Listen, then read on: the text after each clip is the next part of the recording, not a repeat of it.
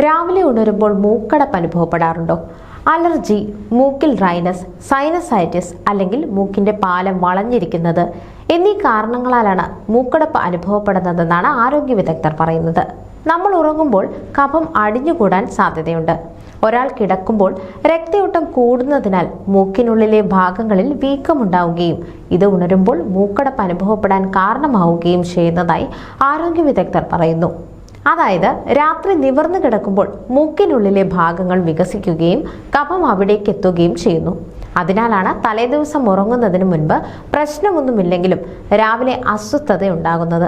കിടപ്പുമുറികളിലെ ചെള്ളുകൾ, വളർത്തുമൃഗങ്ങളുടെ രോമം അല്ലെങ്കിൽ പൂപ്പൽ എന്നിവയുമായുള്ള സമ്പർക്കം, വായുവിനെ വരണ്ടതാക്കുന്ന എയർ കണ്ടീഷണറുകൾ അല്ലെങ്കിൽ ഹീറ്ററുകൾ ഉപയോഗിക്കുന്നത്, ഫാനിന് നേരെ താഴെ ഉറങ്ങുന്നത് തുടങ്ങിയവയാണ് ഇതിന്റെ പ്രധാന കാരണങ്ങളായി ആരോഗ്യ വിദഗ്ധർ പറയുന്നത്.